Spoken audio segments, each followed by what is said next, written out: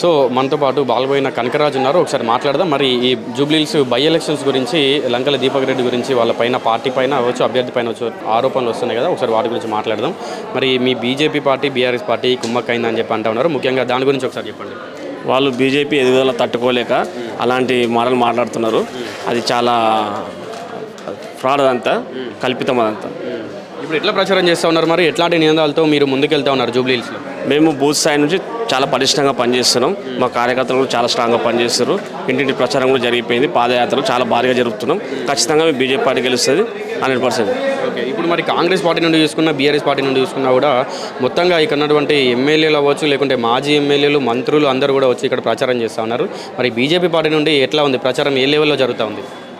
మాకు కూడా కేంద్ర మంత్రులు ఉన్నారు, మాకు కూడా రాష్ట్ర నాయకులు ఉన్నారు. వాళ్ళంతా వస్తున్నారు, వాళ్ళు కూడా ప్రచారం చేస్తున్నారు. మొదట ఇక్కడ ఎంఐఎం అభ్యర్థి లేడు, అది మీరు గమనించండి ఫస్ట్. ఎందుకంటే ఎంఐఎం పార్టీ కాంగ్రెస్ పార్టీ కుమ్మక్కైనాయి. ఎంఐఎం పార్టీ డిసైడ్ చేసింది కాంగ్రెస్ పార్టీ టికెట్ కాబట్టి ప్రజలకు అంతా చూస్తున్నారు. ప్రజలకు తెలుసు కంపల్సరీ హిందువులు ఏకమయ్యారు. హిందువులంతా ఒక తాడిపై ఉన్నారు. ఖచ్చితంగా బీజేపీ పార్టీని గెలిపిద్దామన్న సంకల్పంతో ఉన్నారు. ఇప్పుడు మొన్న చూసుకున్నట్టయితే అజారుద్దీన్కి మంత్రి పదవి ఇచ్చారు. దీని గురించి మీ అభిప్రాయం ఏంటి, ఏం చెప్తారు? అది ముస్లిం ఓటు బ్యాంక్ కోసం వాళ్ళంతా ఒక పథక ప్రకారం గేమ్ ఆడుతున్నారు. అది ప్రజలు గ్రహిస్తున్నారు.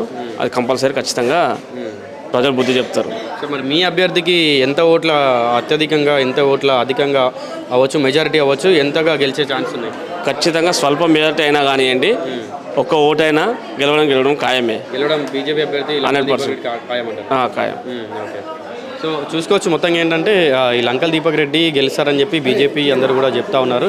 సో ఒకసారి చూద్దాం, మరి ఎలక్షన్స్ అయిపోయిన తర్వాత రిజల్ట్ వస్తుంది కదా, అప్పుడు తెలుస్తుంది మరి లంకల దీపక్ రెడ్డి గెలుస్తాడా, అటు నవీన్ యాదవ్ గెలుస్తాడా, లేదంటే ఇటు సైడ్ నుంచి వస్తున్నటువంటి బీఆర్ఎస్ నాయకురాలు, మహిళా నాయకురాలు ఎవరైతే మాగంటి సునీత ఉన్నారో వాళ్ళు గెలుస్తారా, లేదంటే చాలామంది కూడా ఇండిపెండెంట్గా కూడా కొంతమంది పోటీ చేస్తూ ఉన్నారు. మరి ఎవరు గెలుస్తారు, ప్రజలు ఎవరికి తీర్పునిస్తారని చెప్పి కూడా వెయిట్ చేస్తున్నారు.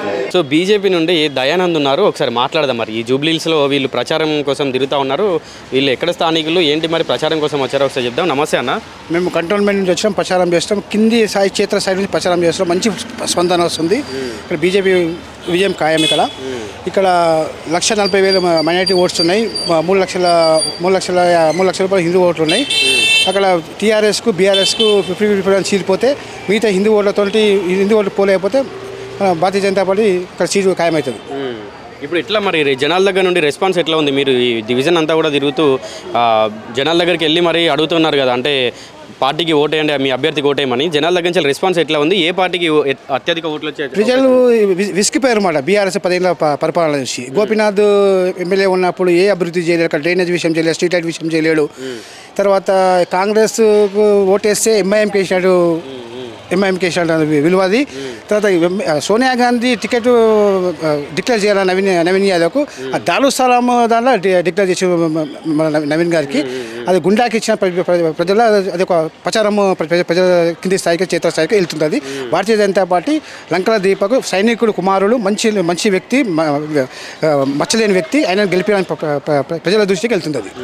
అయితే ఇప్పుడు మొన్న ఇక్కడ ఈ జూబ్లీహిల్స్లో రేవంత్ రెడ్డి ప్రచారంలో పాల్గొని ఇక్కడ మీరు నవీన్ యాదవ్ని గెలిపించండి, మేము ఎన్టీఆర్ విగ్రహం ఇక్కడ పెడతామని చెప్పి కూడా ఒక మాట ఇచ్చారనమాట. అయితే కొంతమంది ఏమంటున్నారంటే, నువ్వు ఆంధ్రనువా లేకుంటే తెలంగాణనువా, ఎన్టీఆర్ విగ్రహం పెట్టడం ఏందని అంటా ఉన్నారు. దీని గురించి మీరేం చెప్పారు? అంటే ఇది కాళీపిల్లి ఆంధ్రలోని జిమ్మికి చేయడానికి వచ్చినాయండి. ఆయన చేసిన వాగ్దానం తొలి సంతకము 6 గ్యారెంటీలు చేసి అవి చేయలేడు. ఏది ఉన్నా కూడా 28 రాష్ట్రాలకు అభివృద్ధి చేయాలంటే జాతీయ పార్టీ ఉన్నది. ఆపరేషన్ సింధూర్లో మేము కొట్టాడుకుంటూ వచ్చినాము. ఇలా ఉల్టా పల్టా క్వశ్చన్స్ చేసి మాట్లాడుతుంది రేవంత్ రెడ్డి. తర్వాత బాంబులో ఇష్టం తరిమి కొట్టినాం, అది అవగాహన లేదు. అక్కడ విషయము ఒక పాకిస్తాన్ విషయం ఇక్కడ జూబ్లీస్లో మాట్లాడే అవగాహన లేదు ఇలా రేవంత్ రెడ్డికి. ఏదంటే నేను అభివృద్ధి చేస్తున్నా జూబ్లీస్లో, నీ అధికారం వచ్చిన దాని గురించి మాట్లాడాలి కానీ ఇక జూబ్లీస్ విషయంలో అక్కడ సింధూర్ ఆపరేషన్ విషయంలో మాట్లాడే అవగాహన లేదు. 6 గంటలు ఏం చేసిన ప్రజల దగ్గర దృష్టి దాకా పోలేదు రేవంత్ రెడ్డి గారికి. ఇప్పుడు మొత్తంగా మరి అభ్యర్థుల గురించి ఏం చెప్తారు? కాంగ్రెస్ నుండి నవీన్ యాదవ్ ఉన్నారు, బీఆర్ఎస్ నుండి మాగంటి సునీత ఉన్నారు. వాళ్ళ గురించి, అభ్యర్థుల గురించి మీ అభిప్రాయం ఏంటంటే ఏం చెప్తారు? వాళ్ళు మైనసే. భారతీయ జనతా పార్టీ ప్రచారం బాగుంది, కింది స్థాయి ప్రచారం ఉంది. విజయం ఖాయమేలా, మేము విజయం సాధిస్తున్నాం.